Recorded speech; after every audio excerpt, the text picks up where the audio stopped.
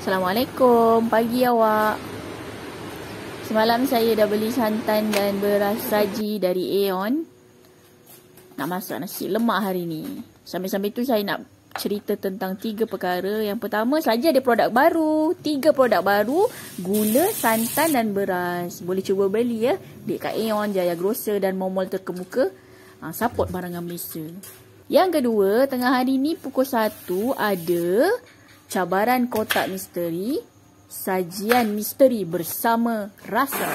Sharifah Syahira akan masak barang-barang saji pada kotak misteri tu. Kita tengok apa dia buat tengah hari ni pukul 1. Sambil-sambil makan lunch nasi lemak tu nanti bolehlah saya tengok pukul 1 di IG Majalah Rasa. Yang ketiga, ada juga peraduan mingguan. Masak, kongsi dan menang. Kena follow Majalah Rasa dan Saji Malaysia Official. Untuk maklumat lebih lanjut pasal kontes yang berakhir 30 November ni, boleh tengok link dekat bio saya. Klik Afzani Tual, ada link dekat situ.